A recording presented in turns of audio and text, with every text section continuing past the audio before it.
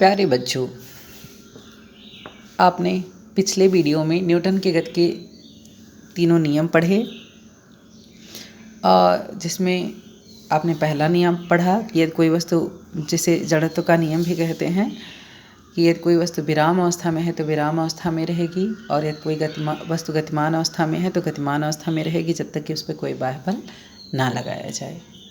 दूसरा नियम आपने पढ़ा कि किसी वस्तु पर लगाया गया बल उस वस्तु के द्रव्यमान तथा उस वस्तु में बल की दिशा में उत्पन्न त्वरण के गुणनफल के अनुक्रमानुपाती होता है। तीसरा नियम आप दूसरे नियम का स्पष्टीकरण F=ma रिजल्ट बता सकते हैं। और तीसरा नियम आपने पढ़ा क्रिया प्रतिक्रिया का नियम, कि प्रत्येक क्रिया की उसके बराबर परंतु विपरीत दिशा में प्रतिक्रिया होती है। अर्थात जब कोई एक वस्तु दूसरी वस्तु पर बल लगाती है तो दूसरी वस्तु भी पहली वस्तु पर उतना ही बल विपरीत दिशा से लगाती है। तो अब पहले नियम आज हम पढ़ेंगे न्यूटन के गति के दूसरे नियम का स्पष्टीकरण। न्यूटन के गति के दूसरे नियम का स्पष्टीकरण।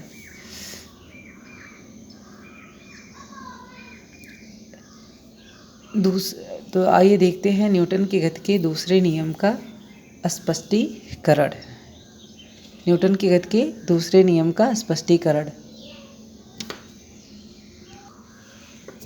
ध्यान, अब न्यूटन की गति का दूसरा नियम होता क्या है कि किसी वस्तु पर लगाया गया बल उस वस्तु के द्रव्यमान तथा बल की दिशा में उत्पन्न त्वरण के गुणनफल के अनुक्रमानुपाती होता है। तो देखिए, न्यूटन के दूसरे नियम का स्पष्टीकरण जो है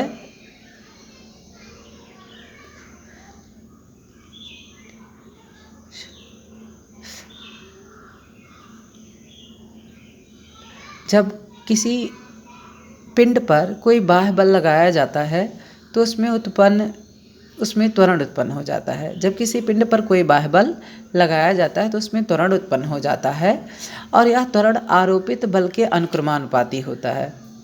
यह त्वरण आरोपित बल के अनुक्रमानुपाती होता है।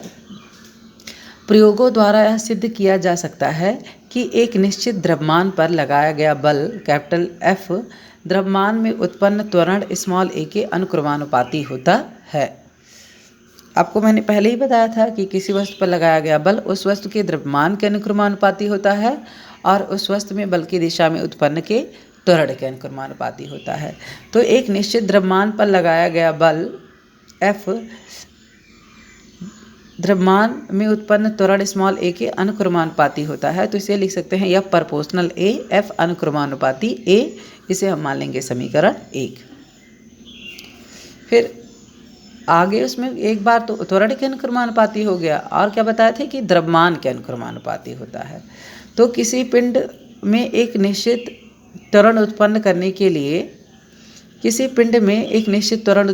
के लिए पिंड पर आरोपित बल F पिंड के द्रव्यमान स्मॉल m के अनुक्रमानुपाती होता है। इसे लिख सकते हैं हम क्या, F अनुक्रमानुपाती स्मॉल m या F प्रोपोर्शनल m। इसको हम मान लेंगे समीकरण 2। अब समीकरण 1 और 2 से अर्थात समीकरण 1 और 2 को मिलाने पर तो हमको क्या मिल जाएगा, F proportional m into a। F proportional F अनुक्रमानुपाती m into a। अब हम अनुक्रमानुपाती का साइन प्रोपोर्शनल का साइन हटाएंगे तो एक कांस्टेंट लगाएंगे जो लगेगा हमारा k। तो अथवा नेक्स्ट टाइम में लिख सकते हैं F अनुक्रमानुपाती का साइन लगाएंगे तो एक कांस्टेंट लगाएंगे small k m into a। ये समीकरण 3 हो गया, जहाँ पे k क्या है, एक नियतांक है। जहाँ पे k क्या है, एक नियतांक है। तो हम बल का मात्रक इस प्रकार चुनते हैं कि एकांक बल वह बल है जो एकांक द्रव्यमान की वस्तु में एकांक त्वरण उत्पन्न कर देता है। हम बल का मात्रक इस प्रकार चुनते हैं कि एकांक बल वह बल है जो एकांक द्रव्यमान की वस्तु में एकांक त्वरण उत्पन्न कर देता है। तब समीकरण 3 से अर्थात हम k को छोड़कर बाकी सबका मान क्या लेंगे, एकांक लेंगे। तो k को छोड़कर हम F का मान क्या लेंगे, 1 न्यूटन। यम का मान क्या लेंगे 1 kg और ए का मान क्या लेंगे 1 मीटर पर सेकंड स्क्वायर। अब ये सारे मान समीकरण 3 में रखने पर ये सारे मान हम क्या करेंगे समीकरण 3 में रख देंगे। तो एफ का मान 1 रख देंगे और के का मान क्या के हमें निकालना है, फिर एम का मान 1 रख देंगे और ए का मान 1 रख देंगे। तो हमें के इक्वल टू क्या मिल जाएगा 1। अब ये के का मान हम उठा के किस में रख देंगे समीकरण 3 में। इस के का मान समीकरण यहाँ देखिए अतः समीकरण 3 से के का मान समीकरण 3 में रखेंगे तो यहाँ 1 हो जाएगा। तो एफ इक्वल टू क्या मिल जाएगा एम ए। एफ क्या है बल बराबर द्रव्यमान गुणे त्वरण, बल बराबर द्रव्यमान गुणे त्वरण। ये हो गया हमारा समीकरण 4। ये क्या हो गया हमारा समीकरण 4। समीकरण 4 को ही हम न्यूटन के गति का दूसरा नियम कहते हैं।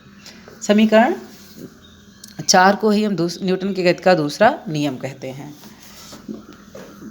तो इस तरह से हम न्यूटन के गति का दूसरे नियम का स्पष्टीकरण आप सभी लोग अपनी कॉपी में साफ सुथरे तरीके से कर लेंगे।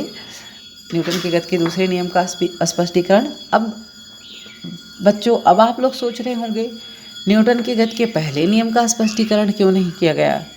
तो न्यूटन के पहले नियम के स्पष्टीकरण में आप वही पहले नियम के स्पष्टीकरण में आप न्यूटन के गति का पहला नियम लिख सकते हैं कि यदि कोई वस्तु विराम अवस्था में है तो विराम अवस्था में रहेगी और यदि कोई वस्तु गतिमान अवस्था में है तो गतिमान अवस्था में रहेगी जब तक कि उस पर कोई बाह्य बल ना लगाया जाए। और उसका आप उदाहरण भी लिख सकते हैं, दैनिक जीवन में उसके उपयोग भी लिख सकते हैं कि जैसे ठहरी हुई मोटर या रेलगाड़ी के अचानक चल पड़ने पर उसमें बैठे यात्री पीछे की ओर गिर पड़ते हैं। ठहरी हुई मोटर या रेलगाड़ी के अचानक चलने पर उसमें बैठे यात्री पीछे की ओर गिर पड़ते हैं या झुक जाते हैं। अथवा कह सकते हैं कि चलती हुई गाड़ी या मोटरसाइकिल के अचानक रुकने पर उस पर बैठे यात्री आगे की ओर झुक जाते हैं। न्यूटन के पहले नियम के स्पष्टीकरण में आपके दिमाग में यही चल रहा होगा कि सर ने न्यूटन के पहले नियम का स्पष्टीकरण क्यों नहीं कराया। तो न्यूटन के पहले नियम के स्पष्टीकरण में आप न्यूटन के गति का पहला नियम ही जिसे जड़त्व का नियम कहते हैं कि यदि कोई वस्तु विराम अवस्था में है तो विराम अवस्था में रहेगी और गतिमान अवस्था में है तो गतिमान अवस्था में रहेगी जब तक कि इस पर कोई बाह्य बल ना लगाया जाए। आप उसके दैनिक जीवन में उपयोग भी बता सकते हैं कि किसी गाड़ी या रेलगाड़ी के चलने पर अचानक चलने पर उस पर बैठे यात्री पीछे की तरफ झुक जाते हैं और किसी जलती हुई गाड़ी के अचानक रुकने पर उस पर बैठा हुआ यात्री आगे की ओर झुक जाता है।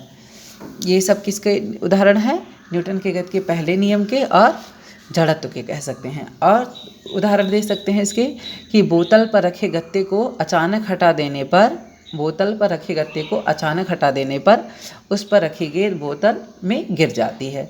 और खिड़की के शीशे में बंदूक की गोली मारने पर शीशे में एक छेद हो जाता है परंतु पत्थर का एक टुकड़ा मारने पर शीशा चटक जाता है। खिड़की के शीशे में बंदूक की गोली मारने पर शीशे में एक छेद हो जाता है परंतु पत्थर का एक छोटा टुकड़ा मारने पर शीशा चटक जाता है। और लिख सकते हैं कि कंबल को हाथ में पकड़कर डंडे से पीटने पर धूल के कण झड़कर गिर जाते हैं। और लिख सकते हैं कि हथौड़े के हत्थे को कसने के लिए हत्थे को पृथ्वी पर ऊर्ध्वाधर पटकते हैं। रेल के डिब्बे में बैठकर गेंद उछाल सकते हैं। लंबी कूदने वाला खिलाड़ी कूदने से पहले तेज दौड़ता है। प्लेट में कप को रखने